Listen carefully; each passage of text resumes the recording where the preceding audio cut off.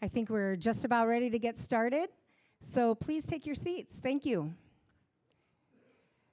Good evening, everyone. My name is Carrie Wagner, and I'm the president of the Sioux River Republican Women. We thank you for being here for this highly anticipated event. Together with our sponsors, Dakota Scout and the South Dakota Federation of Republican Women, we bring to you tonight the Property Rights and CO2 Pipeline debate. You can clap.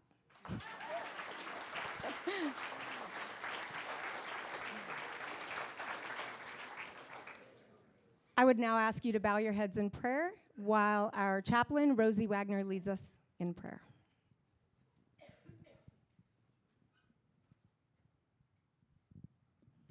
May the words of my mouth and the meditation of my heart be pleasing in your sight, O Lord, my rock and my redeemer. We read in Genesis 1, when God began creating the heavens and the earth was first. We thank you, dear Heavenly Father, for the world that you created and the blessings that we have to be caretakers of your earth. Bless all who gather here tonight. We may say, what shall I do? Or where shall I go? Dear Lord, help us to remember to turn to you and your holy word. We are blessed to have the Bible. We are able to read it, study it, practice it, memorize it, and all to be all true every day. Help us to listen to you, Lord, as you lead and guide us. Let us never forget that we give all of our worries and our cares to you, Lord Jesus. We thank you that we can rest in the shelter of your presence, for you care for us. We pray this in Jesus' name. Amen. Thank you, Rosie. Rennick Wagner, age 11, from Sioux Valley School. This is my awesome little nephew. He is going to sing the national anthem. So I would ask that you please rise, face the flag, and with your right hand over your heart. Oh, say, can you see by the dawn's early light what so proudly we hail at the twilight's last gleaming, whose broad stripes and bright stars through the perilous fight o'er the ramparts we watched were so gallantly streaming, and the rockets a regular, the bombs bursting in air, gave proof through the night that our flag was still there. Oh, say does that star-spangled banner yet wave o'er the land of the free and the home of the brave?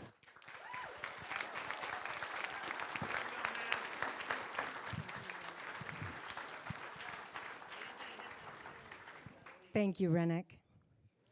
Please join me now in acknowledging our distinguished guests who are here tonight. Please stand to be recognized. All elected officials, South Dakota and beyond, please rise.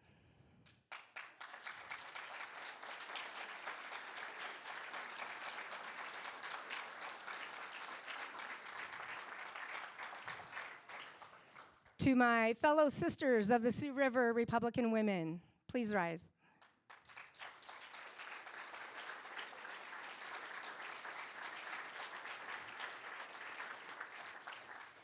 To my other sisters of the South Dakota Federation of Republican Women, please rise.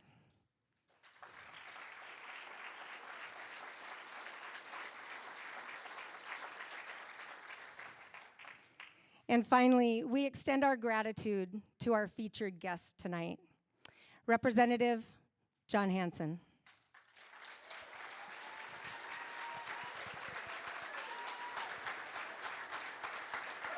Elizabeth Burns-Thompson.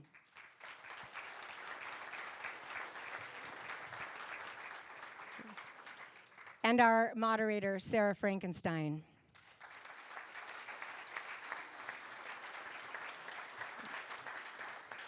The Sioux River Republican Women would like to thank our co-hosts tonight, the Dakota Scout and the South Dakota Federation of Republican Women, along with our sponsors, who without their monetary and in-kind donations, this event would not be happening. We are grateful for your support. Tonight's debate will be a spirited discussion of ideas where differing perspectives and visions for our future will take center stage. I invite you to listen intently, for it is through the exchange of well-reasoned arguments and thoughtful discourse that you can truly say you are informed, not influenced.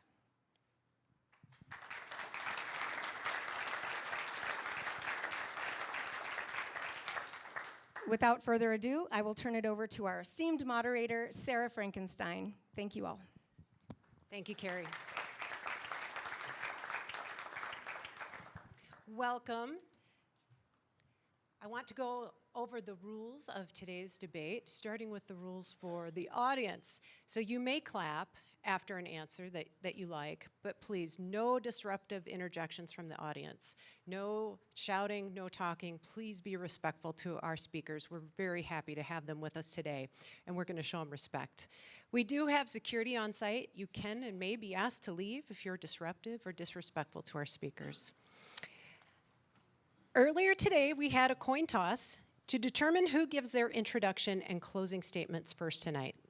Elizabeth Burns-Thompson won the coin toss, and she will begin with a 2-minute introduction, followed by Representative Jon Hansen. Questions will be posed in an alternating fashion, allowing the recipient 3 minutes to respond. Then the other speaker will be given 3 minutes to respond to the same question and rebut the previous speaker's comments. At the end of tonight's debate, both speakers will be given 5 minutes for their closing comments. Thank you to Carrie Wagner, who will be running the timer. And speakers, you'll see that the timer is going to click away, so I do expect you to stick to the time. If you don't, I will interrupt you to keep our debate moving smoothly and fairly. As you have likely heard, 2 companies, Summit Carbon Solutions and Navigator CO2, are planning on building carbon dioxide pipelines in the eastern part of our state. Speakers on both sides of the issues were gracious enough to participate in tonight's debate. South Dakotans continue to debate the issue, with Republicans on both sides. Our hosts have sponsored tonight's event in order to delve into the pros and cons of those proposed projects. The hosts of tonight's event, like Carrie said, seek to inform but not influence, and provide the public with as much information as possible in a fair and orderly manner. With that, let's begin. Ms. Burns-Thompson, you may begin your introduction. Just make sure, yes, this one is on. We were given specific instructions not to completely repeat our bio that is in your handout, so I won't do that. What I do want to make sure I start with this evening is, sorry, I'm not on. Okay. Thank you for pointing that out for me. We'll get a little bit better as we get throughout the night. But a couple highlights I do want to make note of is that for many of you, we might have come in with a difference of opinions about the project, but at the end of the day, we share more in common than we are different.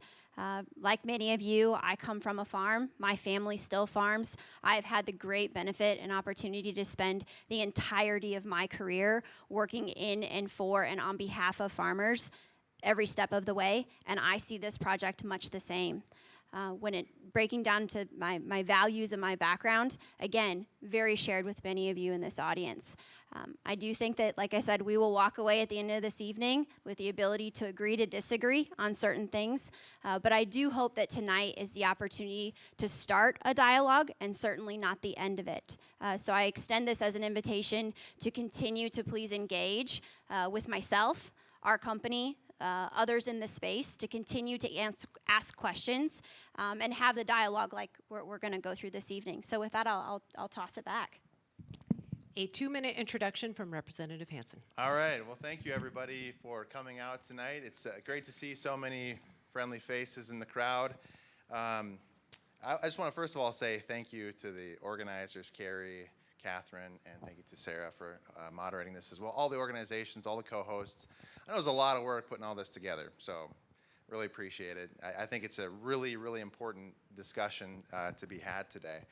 And I do want to start out, too, just with a word of appreciation and respect to Ms. Burns-Thompson for being willing to come up to South Dakota and have this debate publicly. So kudos to you. I think that's great. Like many of the affected landowners, I'm a fifth-generation South Dakotan. My family took a claim under the Homestead Act while we were still the Dakota Territory. The first house that they ever had was a dugout in the side of a hill in Clay County. Pretty amazing if you think about it. And it just kind of helps you to appreciate the value of land, property, and what it means for families all across the state of South Dakota. So I'm a representative in District 25. I live in Dell Rapids, South Dakota with my wife Sheila. We've got 6 kids, 11 and under. So it's, you think it's crazy in here, or just wait. It's a wild house at my place, and we love it that way. Actually, 5 are born and 1 is not born. 1 is due like basically any minute. So if I have to like run off the stage and go home, that's why. I'm sorry. In fact, just like the other day, it was, well, not this last night, but the night before, I thought we were having that baby. We were up until 5:36 a.m. with my wife having all these contractions and everything, but no baby, so here we are. I'm grateful to be here. I'm here today because, I'm a representative in this state. I swore an oath to the Constitution to defend our people, and I think it's really important that we defend our South Dakotans' God-given constitutional private property rights.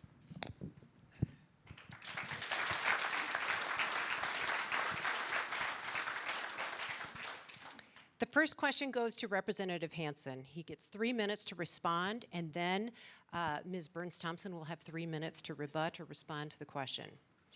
How important is government subsidy to making this CO2 capture, pipeline burial, and transport project financially possible? And what happens if a different administration or a new Congress ends such subsidies in the future?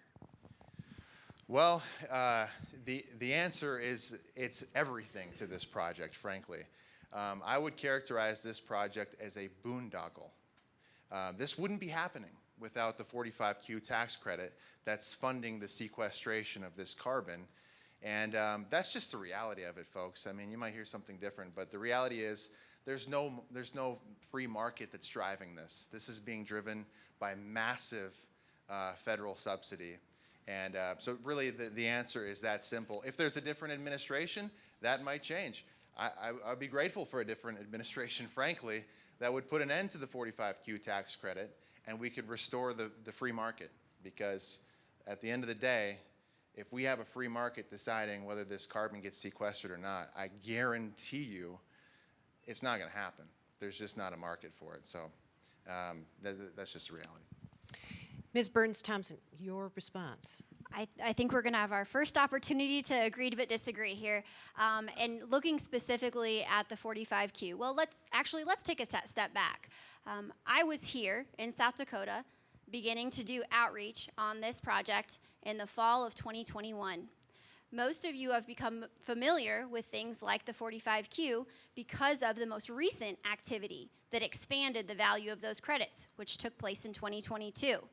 What most are not aware of is the fact that the 45Q has actually been around since 2008. Up until very recently, it actually was pretty politically one-sided. It was a product of the Bush administration in 2008. Those credit values were further expanded under the Trump administration in 2018. And then most recently, in 2022, those values were then expanded again. This type of incentive absolutely has been in place for multiple decades at this point and has driven investment and activity to date. Has it spurred additional growth most recently? Absolutely. Another point that I'd like to highlight too is I think the concept that you said about free markets or the other market drivers in this space. Those of you, and I've seen some familiar faces in the audience, have sat through presentations on behalf of our project today, or thus far. You remember that when I talk about the drivers in this space, federal tax policy is absolutely one of those pieces. There are other legs on that value proposition stool, one of those being carbon-based programs at the state level. So when you take a step back and look at the market dynamics of what are the biggest sectors or the biggest marketplaces for fuel domestically, that is the West Coast, predominantly California and the rest of the coast. Internationally, our biggest marketplace for fuel is our neighbors to the north in Canada. What do those two marketplaces share? A carbon-based program that values every unit of fuel that goes into that marketplace. You'll note I said unit, not just gallons, because every gallon of ethanol, every gallon of diesel, every unit of propane, every unit of natural gas is evaluated under a carbon metric. And so these types of investments are being made in response to not only federal tax policy, that's obviously a driver, but also the marketplaces out there. Our customers, our largest customers, are saying that carbon is a characteristic that determines the value of those fuel sources, and these companies are making investments to ensure that they're competitive under that. Thank you. Our next question is to Ms. Burns-Thompson. You just explained who Navigator's consumer is. Can you explain how that relates to South Dakota's corn industry, its ethanol producers? Sure. In fact, I refreshed my my recollection on the corn demand. In fact, to look at my past, I spent 4.5 years with the corn growers in the state of Iowa. So understanding of not only the corn marketplace, but also all of the valuable sectors that that commodity goes into as a point of first purchasers is incredibly important. So when you take a step back and look at I think it's 16 million bushels of corn that's produced in this state, about 78% of that is first destination is an ethanol plant. And I say first destination because, again, for those of you that were around when we developed those facilities, there's a reason that we called them ethanol plants. Their reason was to take grain, further process it, a starch into an alcohol, and fulfill that demand for fuel. Everything else that came out of that plant was what we called a byproduct. Now, many of you, probably those that feed hogs or cattle, maybe other sectors, know that there are a number of valuable co-products coming out of those facilities. Those DDGs, that corn oil, a lot of that now destined into a biodiesel or renewable diesel facility, those marketplaces were developed, but so too was the infrastructure necessary to facilitate that development. Today, we are opening up the opportunity to further crack that kernel and monetize the last remaining piece of that kernel of corn, right? Because we're turning it into alcohol, we're turning it into dried distillers grains, we have the corn oil, and what's left? That CO2. This type of infrastructure is what is going to ensure that we are now, and I say we, as an ethanol industry, as rural America, as agriculture broadly, are truly able to monetize every piece of that corn kernel. But that's going to take marketplaces, and it's going to take infrastructure. Representative Hansen, if we set aside the issue of eminent domain, which we will discuss in a minute, do you dispute those benefits of the proposed CO2 pipeline as Ms. Burns-Thompson has described? You have 3 minutes. First of all, I will say, I've always been a huge proponent of ethanol. My family are corn and bean farmers. They sell a lot of their grain into the ethanol plant in Wentworth. And I think you look at my voting record over the 8 years I've been in the House, I don't think you'll find a single negative vote when it comes to ethanol. I've always put ethanol in my gas, obviously my gas tank. And so, I think when it comes to my personal record, always been very pro-ethanol. I think it's very important to the agriculture industry here in the state of South Dakota. But here's the thing. When it comes to the future viability of ethanol, I think what we're actually doing by following these policies that are set forth in California and Washington and Oregon and Canada, which the pipeline companies usually cite to, we're actually long-term going to completely destroy the ethanol industry. By the way, those policies that we're chasing after in those markets, those aren't free market policies either. Those are sort of climate-crazed regulators and legislators in those jurisdictions that are setting these policies. Sure. So in those states, in the very states that are almost always cited, California, Washington, and Oregon. Those 3 states literally have laws on the books today that would ban the sale of new internal combustion engines by the year 2035. And so if we're going to say we're going to chase those markets and appease those climate regulators, it's the last thing that ethanol would want to do, because those are the markets that want to completely decimate the internal combustion engine, which obviously ethanol powers. It's a terrible long-term strategy for ethanol. So we shouldn't be appeasing those people. We should be defeating those mentalities. And I think that's what will lead to the long-term viability of the ethanol industry.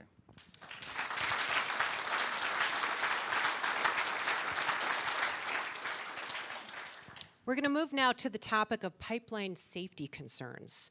This question will be first posed to Representative Hansen.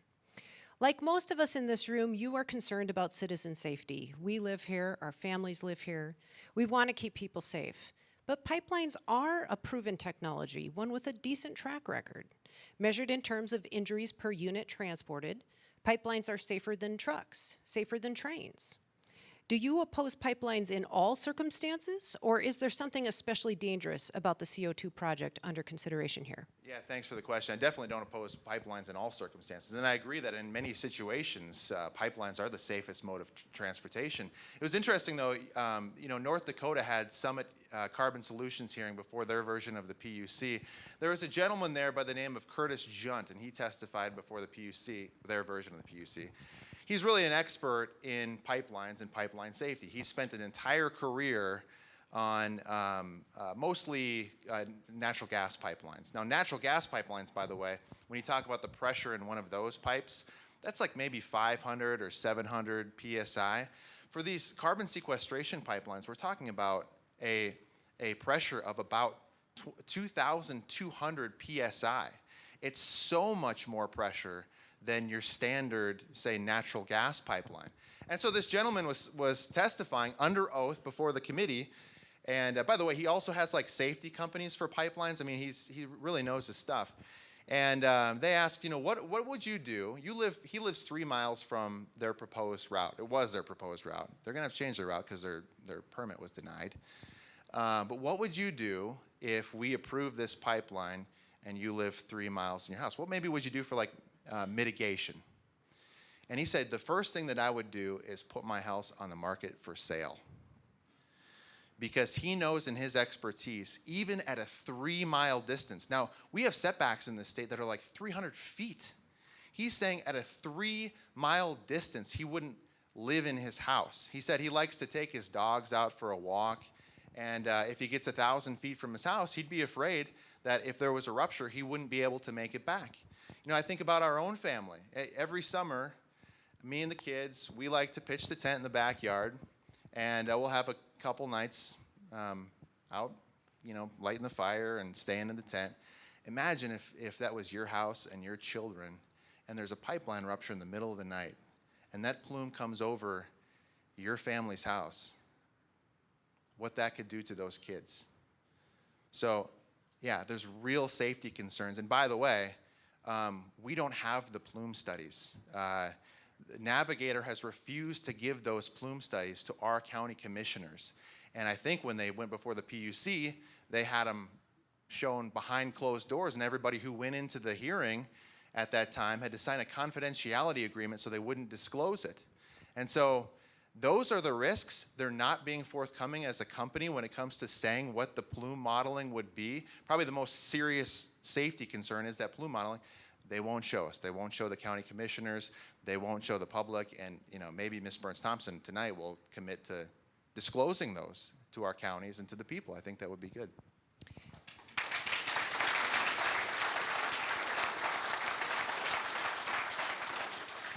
Ms. Burns-Thompson, I am going to ask you about plume studies later. So setting that topic aside, what is your response to the question about whether pipelines are safer than trucks, safer than trains?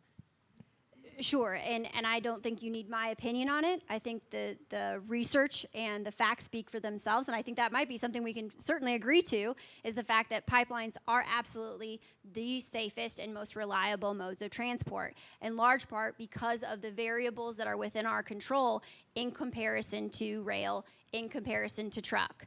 What I do think is important that we highlight is transportation of CO2 is not new in this country. And not just transportation of CO2, but transportation of CO2 as a pressurized hazardous liquid. Pay attention as you're driving up and down the interstate. I did today. I counted 5 CO2 trucks at least between, I think, Sioux Falls and here. We are moving it predominantly right now via truck. Now, the portion of the ethanol industry or fertilizer industry, those being the two largest providers of CO2 into marketplaces right now, only a portion of them capture and transport. However, when you look at the opportunity that exists for additional processors to come online and thus bring more CO2 into the marketplace, you're looking at what are the modes of transport that are available. And to help quantify that, excuse me, we got a fly up here. Our system is being designed to be able to handle or manage up to 15 million metric ton of CO2. What does that look like if but for not a pipeline? That is relatively just shy of 500,000 trucks to be added on the roadways on an annual basis.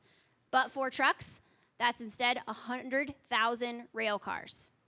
That's taking away from opportunities of things that we need to be able to ship in those modes of transport, like our grain, like our DDGs, like other things that we can't move through a pipeline.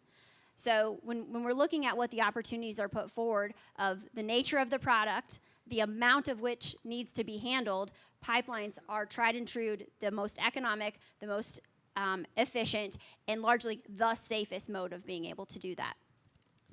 Ms. Burns-Thompson, your promised question about plume studies. According to media reports, Navigator will not release enviroengineering information on pipeline ruptures to landowners. Kello News reported that when Public Utilities Commissioner Gary Hansen asked why Navigator wanted to keep its plume model overview confidential, you said that the data's complexity was beyond the general public's ability to understand. Two-part question. First, is the media characterization of your comments accurate? And second, even if the plume data is difficult to understand, shouldn't the people of South Dakota have access to that data? I'm really glad that you asked that question. And I would agree that that is unfortunately a mischaracterization of what was stated during the PUC hearings. I firmly believe my job on a day-to-day basis is not just dispersion of information, it's communication. Just sending out a plan, sending out data, sending out information is distribution of information. Our goal is to communicate, to help folks understand what is being distributed as part of that. I think it's also important to put into context the nature of information that is necessarily protected. I'm a good actor, you are a good actor, Representative Hansen is a good actor. I believe that we have a plentiful of good actors that sit in this room. The unfortunate part of the world that we live in today is that there is individuals with ill intent out there. And we do necessarily have to protect certain information, be it dispersion models. I believe also as part of that commentary that we were having at the PUC was a conversation about emergency response plans as well. There are certain things as part of those types of documents that this is not new for CO2 pipelines. That type of information is necessarily protected by Homeland Security concerns because we want to protect critical infrastructure in this country, be it a pipeline, be it a rail line, be it our other modes of transportation. Representative Hansen, your response. Well, I think you just heard it. I mean, towards the end of my last response, I did ask Ms. Burns-Thompson if she would be willing to release those plume modelings. By the way, that's the most significant piece of information when it comes to your security next to that pipeline. They won't release it, and they haven't released it to the counties, and you know, Ms. Burns-Thompson would just ask again, Navigator won't release that information. And so by the way, I don't know what was, I don't know whether it was a mischaracterization or not. I wasn't there. The reporter that reported that information was, you know, pretty reliable reporter, I think. Certainly, I don't think we're too dumb to understand safety modeling. I think we, as evidenced by a lot of people in this room, take these issues very seriously. I think a lot of people have become very educated on these topics, and so I think the people deserve to see that plume modeling. It's unfortunate that the counties set these ordinances and then don't have access to the plume modeling, and then Navigator says, well, we don't like your ordinances, so we're going to ask the PUC to override those ordinances. I don't think that's a good way to do business either. But I will say, just to conclude, that when it comes to the biggest, Elizabeth Burns-Thompson had mentioned bad actors. And with all due respect, the biggest threat to freedom and safety of these property owners is not bad actors. It's carbon sequestration pipeline companies that want to take their land without consent and put a dangerous pipeline in their ground.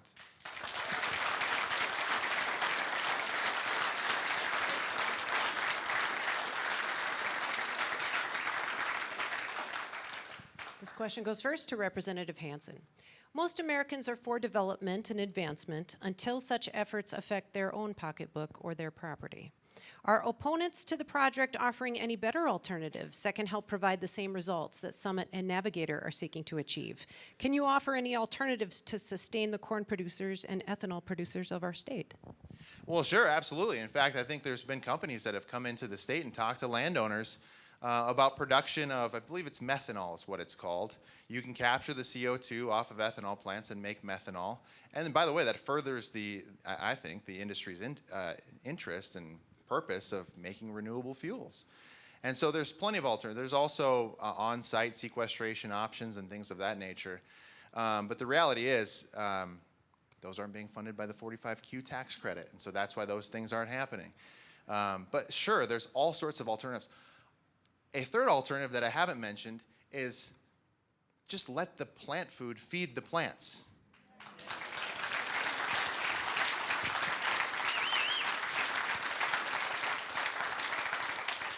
In fact, I think Ms. Burns-Thompson would acknowledge, based on her background, that if there's a little more CO2 in the air, it's actually good for the crops. It helps yields for our beans and our corn. And so, yeah, there's all sorts of alternatives. We do not have to cave to the markets of California and Washington and Oregon and Canada here in South Dakota. By the way, speaking of the Canadian market, you know what California, you know what California is doing with these pipelines? There's a moratorium in place. So in South Dakota here, we're bending to the market regulators in California, and they themselves won't even subject themselves to the risk of these pipelines. That's absurd. So there's plenty of alternatives. In my opinion, the best one is to let the carbon out and feed the plants.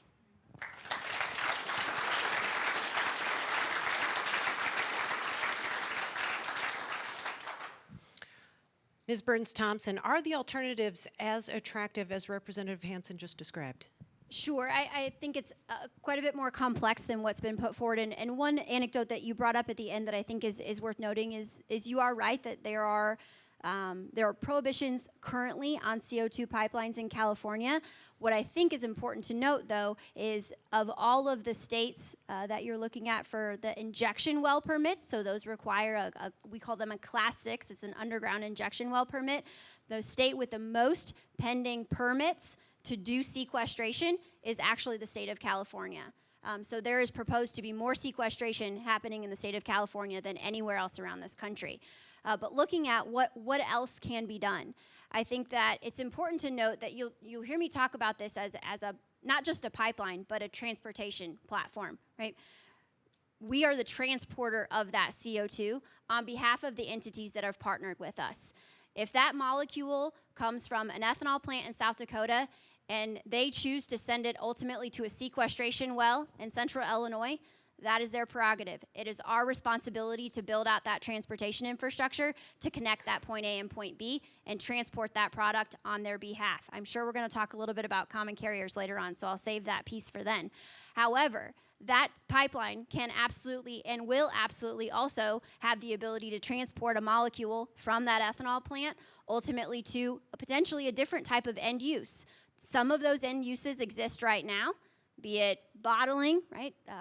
I'm sure there's bubbly beverages here around this evening. Those that are involved in the hog sector, we actually use quite a bit of CO2 as part of euthanizing animals in this country, dry ice being another one of those large utilizers. That's today. One thing that I want to also highlight is we're not building infrastructure that's providing value just today. As Representative Hansen said, there are places that don't want to drive the same cars today or tomorrow, I should say, than we drive today. That type of change is absolutely taking place. But just like how I said before, that it's a misnomer that we call them ethanol plants because they're providing so much more value than a gallon of fuel, so too is the opportunity that exists with that gallon of fuel into things like sustainable aviation fuel, new types of application. We put liquid fuels in a lot of things than just our cars and trucks. And the opportunity that exists in heavy machinery and things like airplanes are a great opportunity for this space, and our partners are looking at that. But these types of investments are necessary to be able to make that happen. Next question is to Ms. Burns-Thompson. With any transport technology, there is risk. Unlike other firms, your Navigator team has been forthright about the risks, highlighting safety from step one. You stated this, quote, "Safety was part of our informational presentations when we introduced the project. We followed up with educational training sessions with local first responders across the project footprint. We will come back this fall and develop hyperlocal response plans. We're also equipping first responders with the tools, technologies, and equipment they need to effectuate those plans. Only at that point would we ever put the pipeline into service." Would you give our audience more details about the plans, training tools, and equipment your team will make available to South Dakota's first responders? Sure, and I stand by everything I said there before because it's just as true today as it was then. In fact, I would have said exactly that same thing if given the opportunity to walk through. I think it's important, just like we talked about, I think Representative Hansen mentioned about distances, be it 3 miles or 300 feet or whatever that is. Safety is more complex than just a setback distance, and so too is preparation with first responders and communities and landowners along that route. And that's why we have a multifaceted engagement or multi-step process, and it's not just a one and done. So we were already out in the communities back in January and February of this year is when we conducted those initial CO2 trainings. Those were with first responders and mutual aid partners, right? We are in rural America. We depend on our neighbors. I grew up in a community with an entirely volunteer fire department. In fact, the Monroe Fire Department still is 100% volunteer. We recognize that that type of relationships are what makes rural America run, and that's why those meetings were broad. Following up on those trainings where we talk about the projects, we talk about the specifics of CO2, we talked about plume modeling during those meetings as well, because those are the entities and those are the individuals that are going to be tasked with responding, and they need an understanding about how this is actually somewhat similar to how they have done preparedness to the past. Many of you are probably very familiar with anhydrous. Where do we get our anhydrous from? Generally the co-op. The co-op has a large storage of a pressurized liquid, hazardous liquid. Very similar. Not exactly the same, but preparedness and plume models in response looks very similar in terms of preparation. I know I'm getting close on time. The next step of that is happening right now. In fact, we've started the first 2 to 3 weeks of those meetings over in Illinois, and we're beginning to move across the project footprint. For all of you, it would be this way.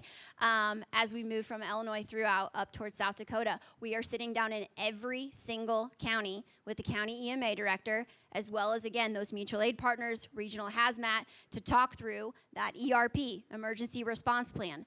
That document is a template. Think of it like a generic form that you fill out and begin to populate with the things that are unique and valuable to you or your operation, similar to the forms that you may fill out at FSA or things like that, right? You make it your own, so too does that emergency response plan. That will not look the same from community to community and jurisdiction to jurisdiction. We are developing those with the community partners right now. That grant program was also highlighted as part of that. Each of the community partners are getting access to that grant application. They can submit for materials. The last piece of that, and I know I'm very tight on time, is making sure that those documents are more than just words on a page or a binder that sits on a shelf and gets dusty. We are going to run drills and test those plans long before that asset is put into operation. Representative Hansen, is Navigator's approach to the pipeline safety risk adequate? Well, I don't think so, not by a long shot. In fact, Ms. Burns-Thompson talking about those plume studies. Again, the most important piece of information when it comes to safety of these pipelines with the local fire department, but you won't release them. Navigator won't release them. So how are we supposed to deal with the safety concerns if we don't even see their own plume modeling? I've heard it said maybe it was by Navigator or Summit Carbon that they might do a grant program and maybe pay for some of these pieces of equipment. But many of you maybe have heard of the rupture that took place in Mississippi, and you might have read some of the news reports and things of that nature. And one of the things that they found is that emergency vehicles really struggle to get to these locations because there's so much dense carbon in the air. The internal combustion engine can't run in that atmosphere. And so now we're talking about, okay, well, do we need electric fire trucks? Do we need electric powered equipment for all of these places in order to make sure we can keep our people safe? I think that's a real concern. And if that's the case, that's a massive, massive burden on our local fire departments that are already extremely, extremely short funded. So I don't think it's right to do that to our local fire departments. And then finally, you look at the insurability of this project. If there's a pipeline that's proposed to run across your land, you might have asked your insurance company, is this insurable? And your insurance company probably told you, no, it is not. And so all of these things just evidence the fact that they haven't, in my opinion, done their due diligence on safety. They are not being forthcoming about the safety risks that they're subjecting the people of South Dakota to, our neighbors, some of you. And at the end of the day, if that doesn't happen, there's no way that this should be allowed to continue. In fact, part of the reason that there's a moratorium in California on the building of the pipelines like this is because the federal safety regulations haven't been adjusted yet. So all of these things that you've seen taking place in South Dakota, people coming onto people's houses, people going into people's shops, people drilling 90 feet underground, trampling all over crops, that's all done before these federal safety regulations are even in place. All before even a permit from the PUC, all without permission from the landowner. And so I think in South Dakota here, the cart has been put way, way ahead of the horse. I don't think the safety concerns have been adequately addressed, and unfortunately, I don't think they're going to be.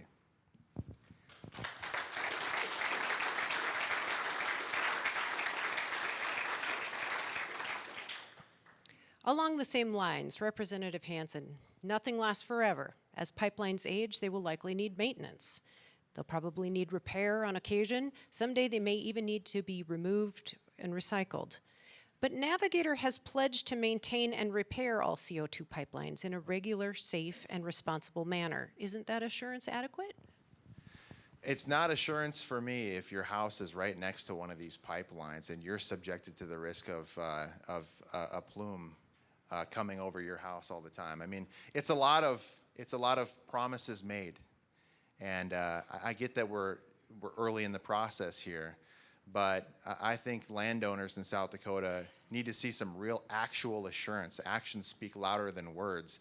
And until landowners have that assurance, there's no way that a pipeline like this should be forced across somebody's land without their consent. It's one thing to voluntarily take on this risk, but it's a whole other issue if the risk is forced upon you. It's almost like it's all risk to the landowner and no reward whatsoever. So I'm not confident in any of the safety protocols that have been executed. In fact, I think they're still trying to hide the safety data. And so, no, I don't think that they've done a good enough job with safety. And I think the people of South Dakota deserve a lot better. They deserve a lot safer than what these companies are offering you.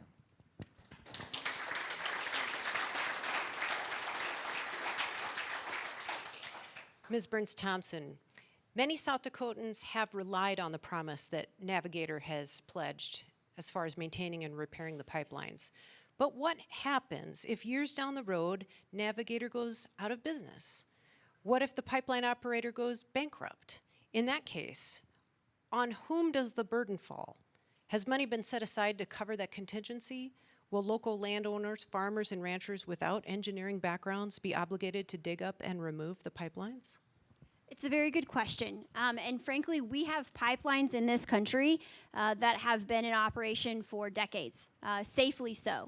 And I think it's important to highlight that the safety of the pipeline should be uniform in South Dakota. It should be just as safe here as it is in Nebraska, as it is in Illinois, as it is in Iowa, and as it is in the Minnesota part of our footprint, which is exactly why you have federal specifications and federal oversight as it relates to things like the design and construction and ultimately operations, all of that tied into safety. Those provisions also come into play as it would relate to potentially abandonment. Just from a tactical perspective, what does pipeline abandonment generally look like? More often than not, that is an abandonment in place. In large part, that is because you want to minimize soil disruption. However, an important caveat or characteristic as part of landowner negotiations, Representative Hansen said we should do this voluntarily. Voluntarily means negotiating terms that are important to landowners. Landowners may find it important to negotiate a term in that easement that says, in the event that this pipeline is no longer in service, what does that mean? Does that mean I would like to have it removed? That's a condition you can put into that easement agreement. That easement agreement is a binding contract between you as the landowner and us as the company, which means that's an enforceable agreement that you can hold us to in the event that that were to take place. Again, from a tactical perspective, generally the practice has been, like I said, abandonment in place, and the product is purged from those lines. Underneath places like roads or waterways, that pipeline is filled with some type of like a concrete slurry or some type of stable material as well. Those are capped and they stay in place. But again, I think that is an important piece to tee up, that absolutely voluntary is important. And negotiation is more than just dollars and cents. It's where that pipeline goes. It's how it's installed and potentially how it's potentially decommissioned down the road. And those are things and conversations that our folks are going out and having with landowners each and every day. The one thing that was also highlighted, I think, during the last remarks, that maybe not directly to this question, but actions speak louder than words. I couldn't agree with you more, which is also why I'm here tonight. But additionally, differentiating ourselves from some other operators, be it pipeline companies that have come before or others that may be out in the countryside. When we have had landowners that said, we don't want you on our land, we have done our absolute best to be respectful of that, be that through survey work or others. We believe actions speak louder than words, and we are holding ourselves and our teams to that exact same standard. We're moving now to the topic of eminent domain. The first question goes to Ms. Burns-Thompson. In 2006, the Iowa legislature restricted eminent domain for economic development. Democrat Governor Tom Vilsack vetoed the bill, prompting the first special session of the legislature in 40 years. Governor Vilsack's veto was overridden 90-8 in the Iowa House and 41-8 in the Iowa Senate.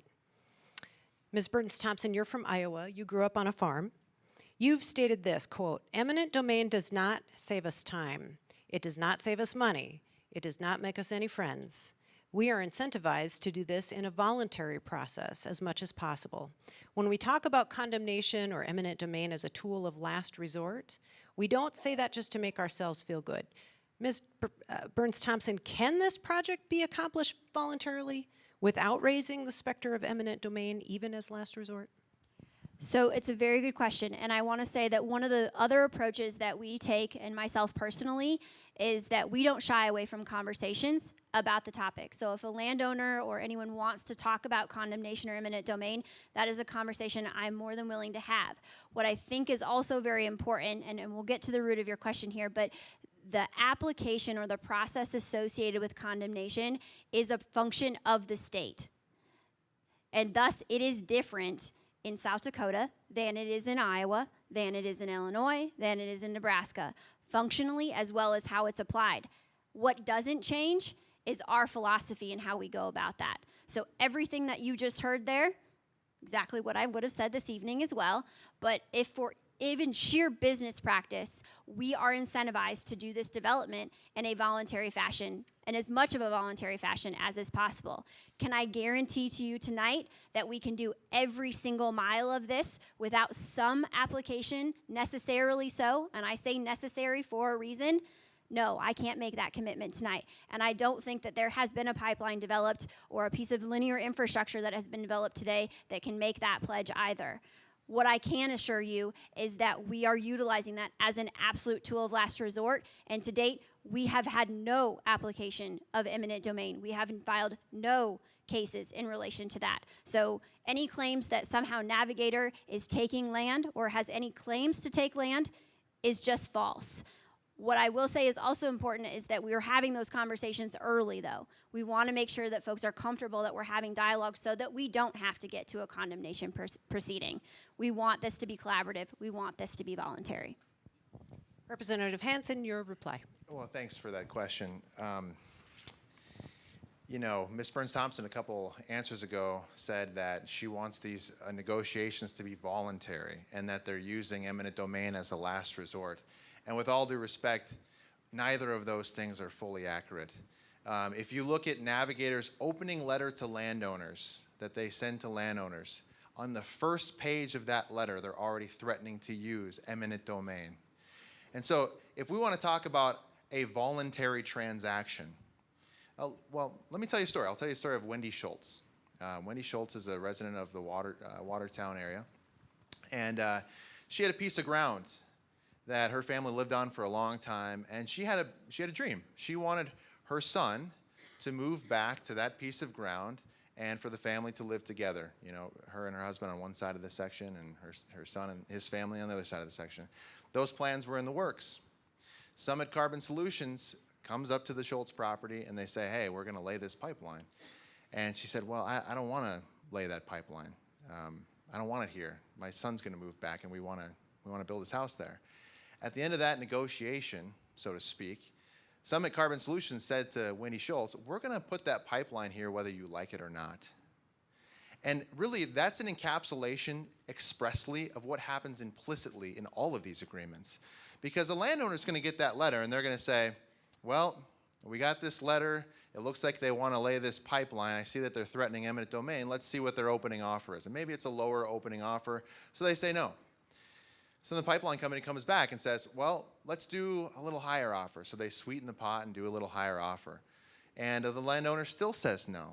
Well, okay. So the landowner has said no, thank you. But at the end of the day, they know, because they've already been threatened, that if they say no to this deal, they're going to have to hire a lawyer and go to court, and the pipeline company is going to try to take their land through eminent domain, whether they like it or not. And no matter how you slice it, that's not a voluntary negotiation.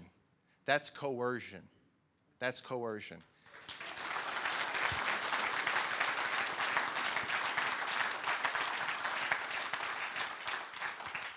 So I think eminent domain really gets to the heart of this issue. You know, Ms. Burns-Thompson said, you know, a lot of other infrastructure projects have used eminent domain in the past. Just out of curiosity, I mean, we're talking about public use when we're talking about eminent domain. How many here use water, right? How many use the roads, right? How many capture, compress, and sequester carbon? No hands.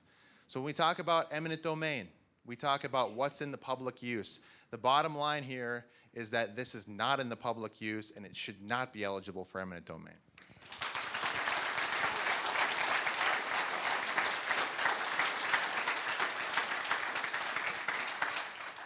Next question, we start with Representative Hansen. Back in June, you posted photos showing Summit Carbon Solutions entering onto landowners' property, drilling into the ground, even trampling crops without a PUC permit. You stated this: these photos taken today show Summit Carbon Solutions, accompanied by law enforcement, surveying land without the farmer's permission. Look at how they trample crops with complete disregard. This is not freedom. Was Summit's conduct without legal authority or outside its legal authority? Well, that's a great question. And the technical answer to that is no, because the legislature in 2016 passed this absolutely absurd statute that allows for pipeline companies to go and survey land before there's even a PUC permit, before they're approved for a permit. So they were following that statute. That was litigated. A judge looked at it, read the statute. I didn't talk to the judge, and so I don't know all the ins and outs, but the judge looked at the statute and said, nope, they have the authority. I don't think what the judge really looked at was the Fifth Amendment to the U.S. Constitution, because I think an honest and accurate application of the Constitution will say, this is not in the public use, just what we talked about. You cannot use eminent domain for this project. And so if you're complying with the statutes, that's one thing, and that's good, of course. but you also have to comply with the Constitution. You know, we talked about the Fifth Amendment. The South Dakota Constitution also, in the first article of our Bill of Rights, guarantees you the inherent right to acquire and protect private property, and that governments are instituted amongst men to protect those rights. And so, were they operating under color of the statute? I think the answer is unfortunately and technically yes, and that statute absolutely needs to be amended. Were they acting according to these people's private property rights and their constitutional liberty interests? Absolutely not. There's no doubt about it. And by the way, that's not even really an eminent domain issue. They weren't even taking the property at the time. They were just going onto people's land without consent. That's called a taking under constitutional jurisprudence. And there's court cases directly on point. And I think you're going to see this because this is getting litigated in the South Dakota Supreme Court. I think what you're going to see is that was a clear violation of those landowners' constitutional rights. Imagine if that was your home. Imagine if you were Jared Bosley, and all of a sudden people show up at your house and they're entering into your front door while your wife is getting out of the shower. They're entering into your shop. They're trampling all over your crops with complete disregard. They're drilling 90 feet into the ground for a 4-foot pipeline, and they won't tell Jared why they're even drilling that deep. He has no idea. I don't think they ever told him. Imagine if that was your land, how invasive that is. That's a complete violation of his property rights. It's a complete violation, period. And so, you know, whether they're operating in accord with the statute is one thing. Clearly, they're violating these people's constitutional rights, and that kind of conduct needs to stop in the state of South Dakota.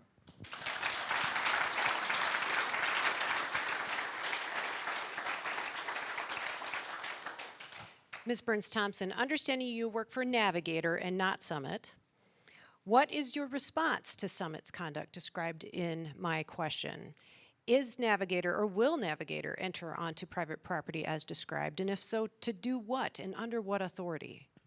It's a good question, and I think Representative Hansen teed it up very appropriately that there is the letter of the law, and then there's also another layer of being good operators and being good partners with landowners. And that's what we are striving to do. You've heard me say that time and time again tonight. One of the things that I referenced in an earlier question was the fact that we have, when asked to stay off of a parcel, we have done our best to not be on that parcel. We have tried to be accommodating when folks have had special requests as part of that survey work. So yes, we are trying to follow not just the letter of the law, but to the best of our abilities, also the spirit of the law, and frankly, what is the right way to go about doing business in a collaborative sense. To the nature of the survey work, I think Representative Hansen brought up an interesting point about they were surveying before they had a permit. It's an interesting kind of chicken or the egg type of conversation because you necessarily need results and information from surveys. We need a lot of other information, and I'll get to that too, that's found outside of surveys, but that technical survey information, be it topographical, right? So think physical lay of the land, some environmental survey work. Again, those are critically important to a lot of the federal permits as well as state permits that we need. Geotechnical surveys, which are incredibly important. That is specifically a lesson learned out of the incident in Mississippi, in Satarsha. They did not do the geotechnical survey work there that would have indicated or likely shown the incidence of a mudslide. We have taken that to heart. We are doing 100% geotechnical surveys on our pipeline footprint, again, showcasing lessons learned from operators before. But that type of survey work, that information from those surveys, is what helps us craft and put forward a proposal for the permits, for consideration by those subject matter experts, be it the South Dakota PUC, the Army Corps of Engineers, and other agencies that are doing their due diligence to evaluate the credentials of the project. We necessarily need that information.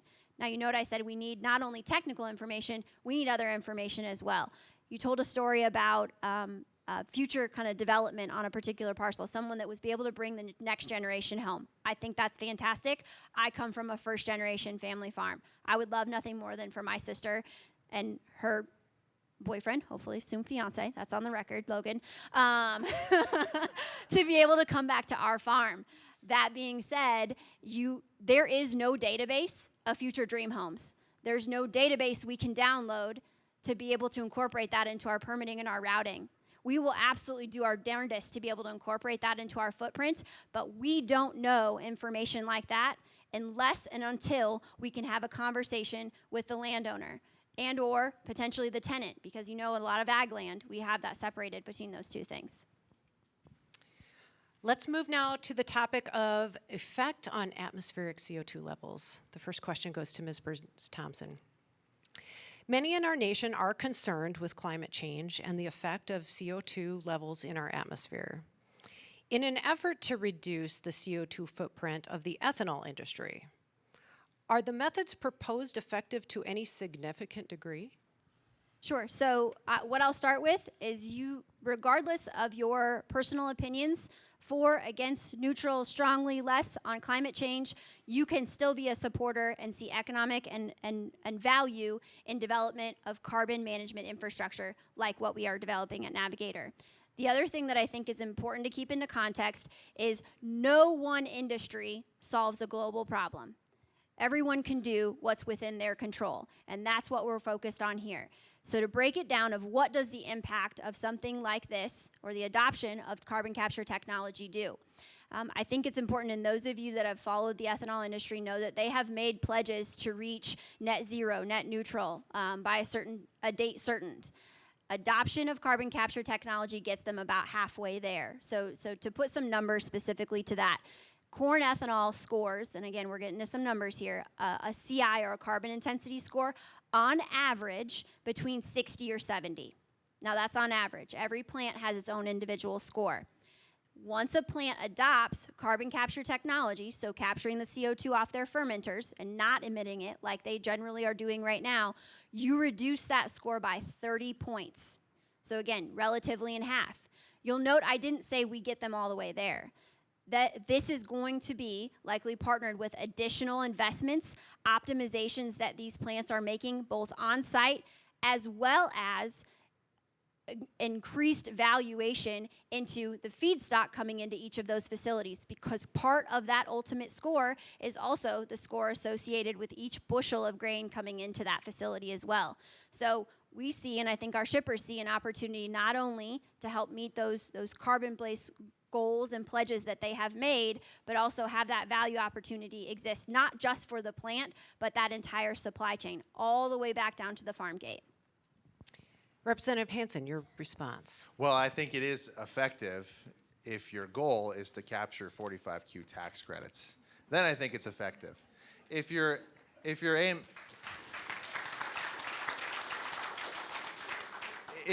is to somehow change the global temperature, no, it's nothing. I mean, you have to remember, and Ms. Burns-Thompson sort of alluded to this, India, China, other industries in America, all huge contributors to carbon entering the atmosphere, even if you believe that that's a real problem that we need to be addressing. These sequestration efforts won't do a thing for the overall global temperature. I mean, I often remember that the land that we're standing on right now used to be so cold that there was literally a glacier standing above us. That's how the East River Plains were formed. It's a giant glacier. And then, at one point, it was so warm that there were literally some of the world's largest T-Rexes roaming the state of South Dakota, roaming the land, all without 1 ounce of human interaction with carbon. So, no. I mean, the answer is, and I think we all know it, putting the sort of political and corporate talking points aside, we are not going to affect the carbon in the atmosphere one bit. If your goal is to lower the overall carbon in the atmosphere, this ain't gonna do anything for you. If your goal is to collect a boondoggle of federal tax money, inflationary debt spending from the federal government, then I guess this is the project for you.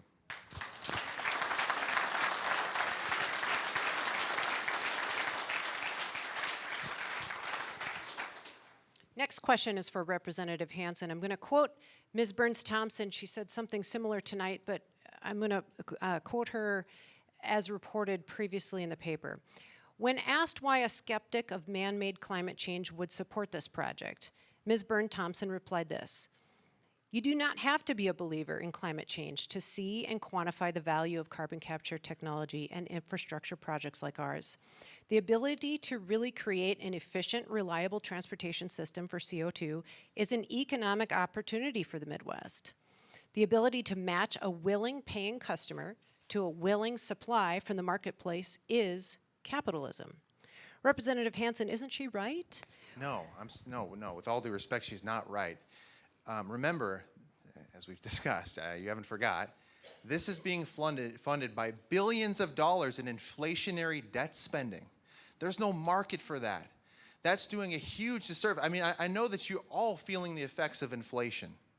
That happens in large part in America today because of the outrageous debt spending that the United States of America is engaging in. That's not good for us, and it's irresponsible of us to put that debt upon our kids and our grandkids. So no, there's no economic opportunity there, even if you don't support, the sort of leftist climate agenda. In fact, it's doing more harm than good, because if you're going to keep spending money into oblivion, you're going to keep spending this country into oblivion, you're going to see inflation go through the roof. You're already paying for it, by the way, just in inflationary costs. You see it at the grocery store every time you go to the grocery store. This is only going to compound that. It's only going to make matters worse. And by the way, if you wanted to do it voluntarily, I mean, there's a lot of federal programs, frankly, that I think are completely asinine. So much wasteful federal spending.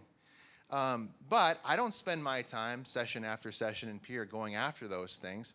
There's only so many things you can do, and the feds do, very idiotic, dumb spending over and over again, and there's only so many things that you can accomplish.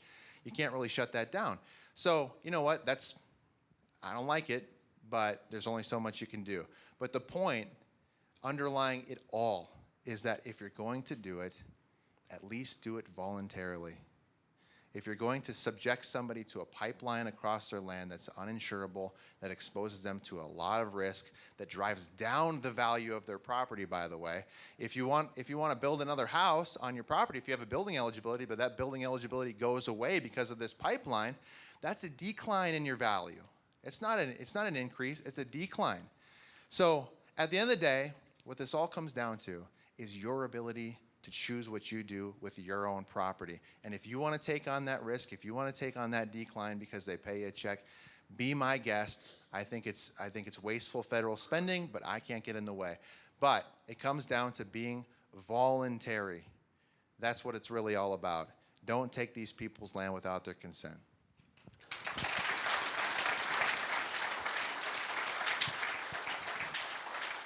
Ms. Burns-Thompson, your response.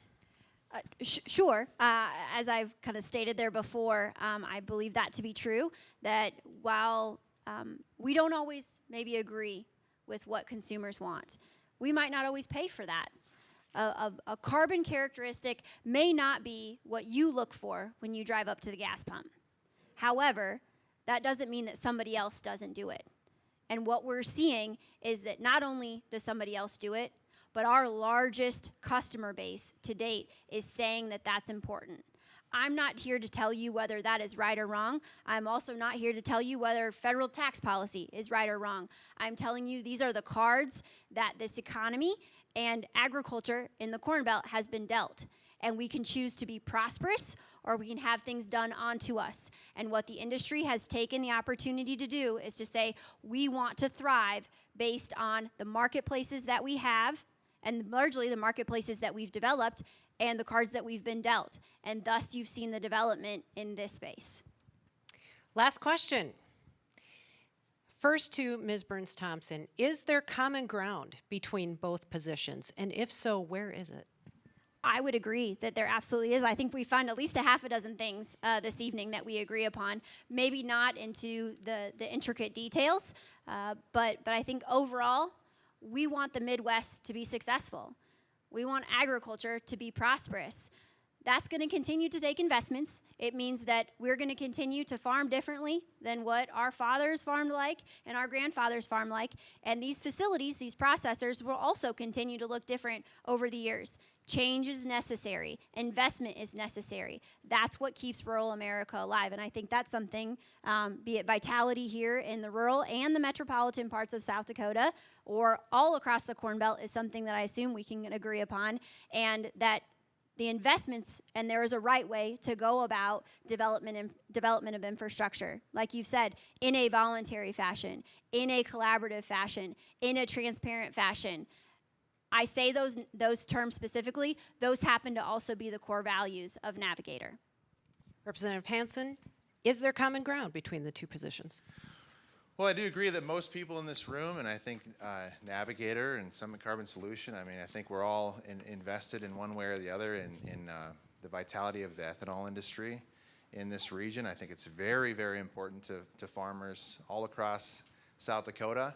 And so, yeah, I think that's very important. I also agree with the vitality of our small towns. I mean, I think our small towns are what, I mean, no offense to our friends from Sioux Falls, but I think our small towns are really what make up the heart of the state of South Dakota. When it comes to other areas of overlap, sort of like what I indicated in my last response, I think if you did this voluntary, and I think if you did it safely, I don't think you'd see very many people in this room tonight. But when you start coming into South Dakota and try to take people's land without their consent and subject them, whether they like it or not, to safety risks, that's where the problem is. Do it voluntarily. Commit to doing it voluntarily. We didn't get that commitment tonight. We got the opposite tonight. We got a sort of pledge that probably they're going to use eminent domain. And let's be honest, they're going to have to use eminent domain, and they're going to try to use eminent domain. And you've seen it with Summit Carbon Solutions, by the way. And I do appreciate, by the way, you know, to Navigator's credit, I think they've been a little more landowner friendly than Summit Carbon Solutions. Summit Carbon Solutions right now is suing, 120 landowners about in the state of South Dakota to take and use their land without their consent. And that's just absolutely wrong. So do it voluntarily. They still have the option to do that. They still have the opportunity to do that. They haven't sued anybody yet like Summit Carbon Solutions has. And by the way, I'm not just beating up on Summit Carbon Solutions even though they're not here. Number one, I think they can take it. And number two, they were invited and they refused to come have this conversation publicly. Yeah. So again, I do really appreciate Ms. Burns-Thompson for being willing to come and have this conversation publicly. I think that's really good. So at the end of the day, if you do it voluntarily and if you do it safely, I think I'm mostly satisfied. It's now time for our closing statements. The coin toss winner, Elizabeth Burns-Thompson, gets to go first. You have 5 minutes. Sure. And I will commit to you that one of the other sentiments that I live by is I believe brevity is an art form, so I'm going to do my best not to use that full 5 minutes. I hope that I've left you this evening with more answers than questions. However, as I said in my opening, I hope that this is just the start of a constructive dialogue. We truly want to be collaborative. I want to have the opportunity to communicate, which is more than just dispersion of information. I want to have a conversation. I don't have my phone up here, but I answer my phone all the time. I sit down with landowners just about any time that we can. In fact, I spent 3 hours with a landowner in a coffee shop just outside of Sioux Falls. I personally take the time because I'm investing not only myself and my time and my reputation in this project. I want, at the end of the day, this to be something that I personally can be proud of, all of you in this room to be proud of, the shippers that have partnered with us on this project to be proud of, the communities that we cross to be proud of, and this to be something that truly is transformative, not just for ethanol, but for production agriculture, and that we are truly leaving it in a better place than the way that we found it. And so thank you all for taking the time to sit here this evening, and I hope that you found it beneficial, and please, this is an open invitation. Please reach out and continue the dialogue.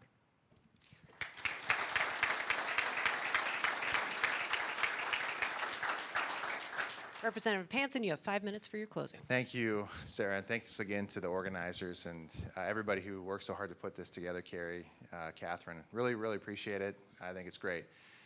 Today, what's happening in South Dakota, we have out-of-state foreign-backed pipeline companies coming into our state and trying to take land and use it without their consent. It is absolutely wrong. We didn't talk about the ownership of those companies, but I think it's important to just like pause and reflect on that for a second. In the case of Navigator CO2, 84% of Navigator CO2 is owned by BlackRock. It sounds like many of you are familiar with BlackRock. It's a multinational investment company based out of New York City. Our own congressman recently put out a statement very concerned about the national security risks that BlackRock is engaged in by investing in blacklisted Chinese companies. A lot of states won't even, well, not a lot, but there's a number of states that won't even do business with BlackRock because of some of their policies. And their CEO recently, you maybe saw this video, maybe you didn't, was in an interview where he said, you know what, you have to use these corporations to go and force behavior on people. That's BlackRock. Another 14% of Navigator CO2 is owned by a fund out of the United Arab Emirates. And then there's like less than 2% that's actually owned by people, whether they're from here in South Dakota or somewhere else, I have no idea. But let's just think about that for a second. Here in the state of South Dakota, in what is supposed to be the land of the free, we are going to allow for BlackRock and a fund out of the United Arab Emirates to come and take people's land without their consent, our fellow South Dakotans. That is absolutely wrong. In South Dakota, we still believe that private property rights means more than you get to own and enjoy the property until some out-of-state foreign-backed company decides they want to come use it so they can line their pockets with federal tax credits. That's not us. That's not South Dakota. In South Dakota, we still hold to our state motto, under God, the people rule.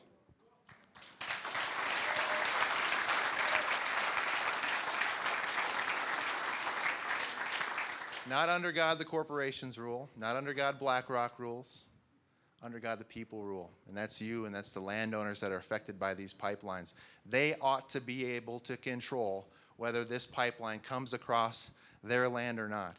So, to the landowners, to the farmers, to the families who are affected by this, I just encourage you to keep up the fight, keep up the faith. You are absolutely in the right on this issue. Although Navigator's been a little friendly, we got to be honest about that. Do not ever allow yourself to be bullied or intimidated by the likes of Summit Carbon Solutions. And no, I mean, look around you. Look at the people here that are here in support of you, the landowners. We got your back. There's people in your government that got your back. And at the end of this, the landowners are going to prevail. I truly believe that. God bless you. Appreciate you coming out.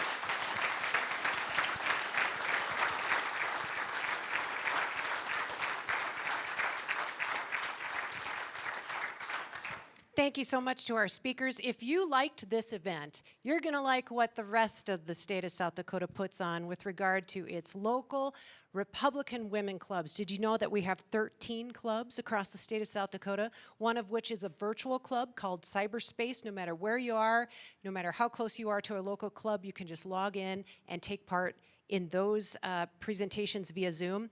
We host candidates, speakers, and presenters on issues of the day. So as you walk out, hit the table, grab a brochure, and get plugged in with a local club and the South Dakota Federated Republican Women. An extra special thank you to this lady, Catherine Barranco, for her help today. Thank you to the Sioux River Republican Women, the Dakota Scout, SDFRW, and to our fantastic speakers. Thank you so much for your time. Drive home safely, everyone. South Dakota members, SDFRW members, come on up for a photo at this time. Good night, everyone.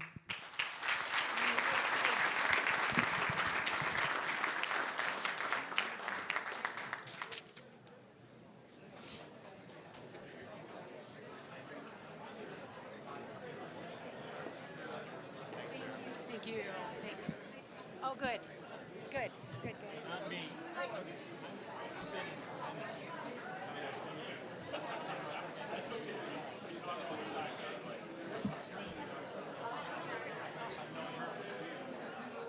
Do you want me out of here?